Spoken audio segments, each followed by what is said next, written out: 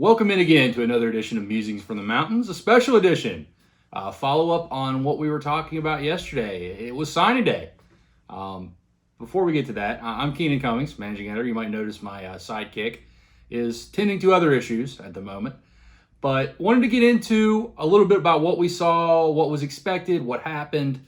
On the surface, business as usual, pretty much what we expected. You watched our video yesterday. West Virginia added one commitment to the list in Eddie Watkins. He was kind of the prime guy, the guy that they zeroed in on. Pass rushing linebacker that has a lot of potential. 6'4", about 220 right now. Could potentially even grow into a defensive end down the road, but really fast twitch, able to get off the edge and really create some havoc. One of those body types that West Virginia simply didn't have last year. They cycled through a lot of different guys trying to find some people at that bandit position, especially with Vandaris Cowan hurt. He's going to help. Him, Tara Simmons, Linnell Carr. That's three of those body types that are going to start out at bandits, could grow into more, and maybe give you some edge rushers down the road. But really exciting pickup for West Virginia. I think the thing that really impressed me about this is much like what you saw with Akeem Mesidor and Sam Brown, West Virginia didn't get the last visit. He took his official visit to West Virginia December 6th. That's almost 2 months ago.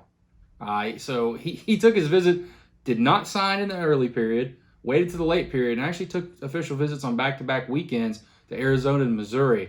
Ended up signing with West Virginia in large part because his connection with Al Pogue, who did a fantastic job on this one, and kind of the vision for the program. He really believes in Neil Brown and is trusting the climb. The other signature was completely expected. Avarius Sparrow, the running back from Florida. Another solid addition for West Virginia, a guy whose story that I can't stop talking about. You're probably sick of hearing it if you watched this before. Former linebacker, guy played linebacker 2 years ago and rushed for over 2,000 yards and 26 touchdowns in high level of Florida football. That is not easy to do. One cut guy, really fast. Once he gets in the open field, he runs a lot more physical than his size would suggest. About 5'9", 180, 190 pounds. So exciting. Yeah, speed is the name of the game, as Neil Brown tweeted today. And I think I agree with him. You know, that was my initial evaluation when looking at him.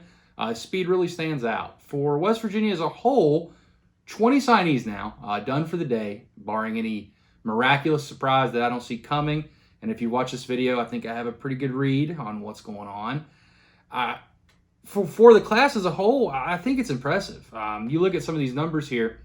West Virginia right now is 28th in the Rivals.com rankings. 28th. You might not think that's very high. The highest class West Virginia's ever signed was 24th, and that was in 2007. And that was really inflated. They had a lot of commitments that year, so it kind of brought up the total points. Other than that, they've had three other times they finished in the top 33 since 2002, since Rivals started tracking this. So for the first year, safe to say that Neil Brown and staff kind of knocked it out of the park. But looking ahead here, still 2 scholarships to fill. West Virginia's got to fill 2 scholarships. They can do that in a variety of ways. I still have Jacob Gamble, who's committed. We didn't expect him to sign today. He didn't, but could sign down the road, depending on how his academic situation clears up. James Thomas, so it's commit here in a few days. I don't expect him to sign either, but could be a guy that gets a scholarship later on, maybe in the Takori Turner type role. But overall, really productive signing day. It's not the glitter, the glam, that what you expect in the past. You know, there wasn't 25 names coming through the fax. If they still use a fax, I don't think they do. Most of it's by phone, email. But it's not that. It wasn't supposed to be that. A lot of that is in December now. December is the new February in a sense. It's kind of adjusted with the recruiting calendar. And now a lot of that stuff gets done early. So West Virginia has 2 spots left, could fill it in a lot of different ways. And of course, there's always those alternative methods they could look at. Maybe blue shirt and a guy, gray shirt and whatever shirt you want to pick. You spin the color wheel and pick one. But there's still some movement here. West Virginia still has to get some offensive linemen. That's a position of need. Maybe a transfer there if Gamble doesn't work out. I think that could be an area to target. Maybe defensive line, defensive back, maybe even a linebacker. We'll see. But solid effort. It's hard to be upset if you're a West Virginia fan, especially, you didn't expect a lot here in the late period. Neil Brown made it clear that they were going to bring in most of their class in December, and they did, and now they added to it. 28th in the nation.